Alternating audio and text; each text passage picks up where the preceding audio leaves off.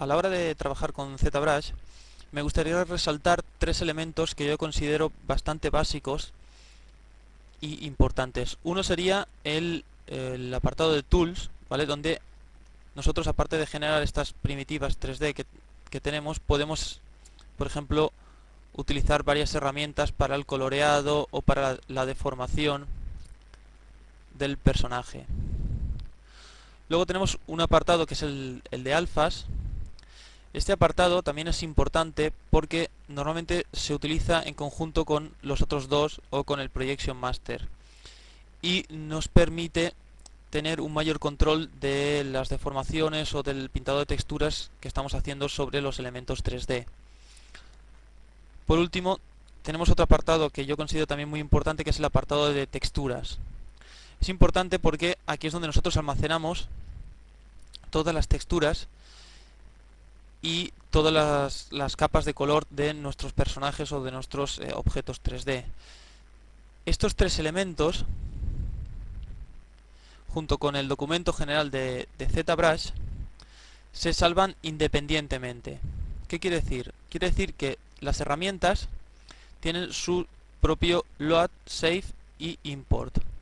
Que los alfas también tienen su propio import y export, y que las texturas también tienen su propio import y export.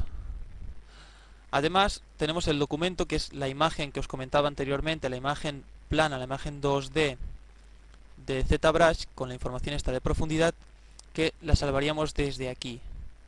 Lo que ocurre es que cuando nosotros, por ejemplo, salvamos un tool que está utilizando una textura, el software automáticamente nos salva la textura que estamos utilizando para ese tool. O si utilizamos salvamos el documento, también nos salvaría los elementos que intervienen en ese documento, pero lo salva como archivos independientes.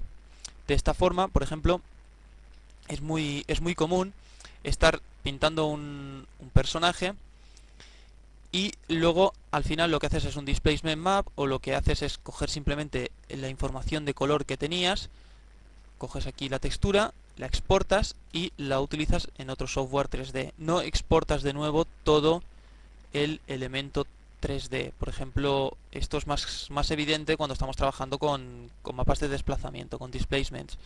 Tú no coges el modelo en 3D y lo exportas de nuevo a tu software 3D tradicional, porque aquí lo que pasa es que esto tiene una densidad de polígonos muy alta y sería una locura intentar trabajar con una densidad tan alta dentro de tu software. Entonces lo que haces es crear o generar con la resolución más baja de este elemento un mapa de desplazamiento, y lo que haces es, cuando el mapa de desplazamiento es creado, que se crea dentro de los alfas, seleccionarlo y exportarlo para reutilizarlo en otro software.